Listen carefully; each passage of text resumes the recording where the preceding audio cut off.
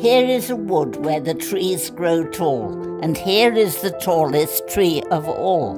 And sitting under its branches, look, here is a boy reading a book. He sits on the moss beneath the tree. He reads his book and he doesn't see that here comes a girl with a paper plane. She launches the plane again and again. Here comes the plane. It flies from her hand, gliding and plunging and coming to land. On a page of the book, the boy is cross. He picks himself up from his cushion of moss. Clutching his book, he strides away. But here comes the girl, saying, "Can't you stay?" And now they are telling each other their names. The girl is Ginger, the boy is James. Soon they are playing, kicking the cones, building a den and castles of stones, unfolding the plane and making a boat, finding a stream and watching it float, reading a story then reading another. But here, oh dear, comes Ginger's mother. "What were you doing?" she says with a glare. "There's dirt on your skirt and leaves in your hair. No more Ginger, no more games. Home on his own goes lonely James." But often the boy goes back to look for the girl whose plane crashed into his book. And often Ginger tried to find the tree and the boy that she left behind. So many paths, so many trees. And here is the notice that Ginger sees. What is that notice all about? Danger, it says, and then keep out. Here is the saw with teeth that gnaw through the wood of the tree that was tall as could be. Down comes the tree, crashing and tumbling. Here is a lorry roaring and rumbling, driving a tree that was tall as could be. Off to the paper factory.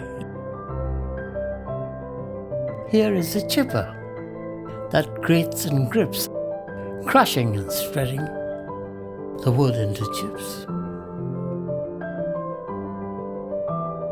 Here is the water making a soup, a porridgey, pasty, pulpy gloop, from the chips of the tree that was tall as could be, that stood in the wood, where Ginger and James read their stories and played their games.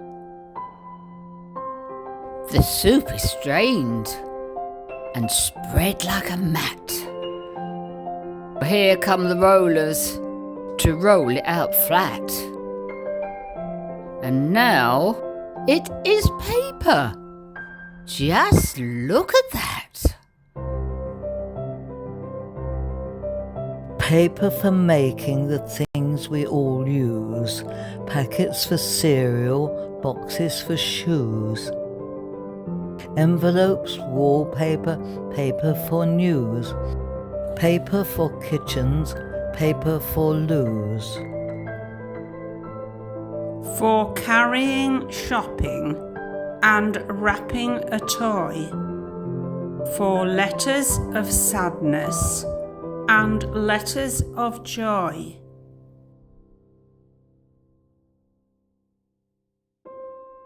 And a book for a girl, and a pad for a boy.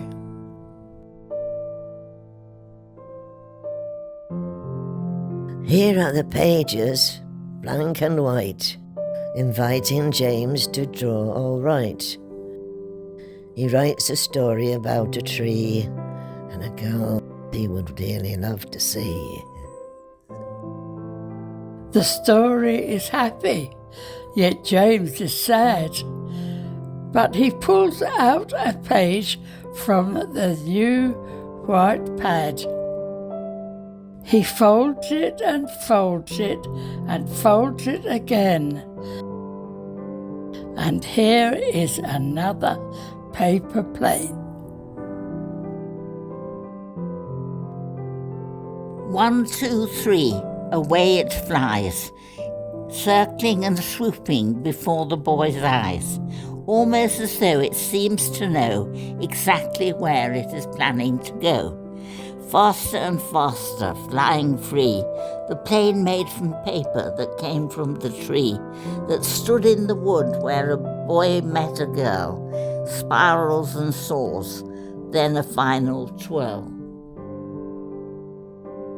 And down it comes in a nosedive look, and lands on a page of an open book. "It's James," says Ginger. "It's Ginger," says James. They read new stories and play new games and say to each other, "Let's meet again."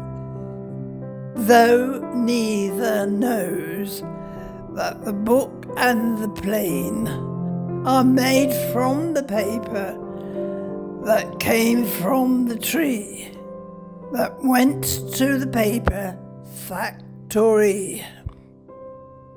The tree in the wood where the trees grow tall. The very tallest tree of all.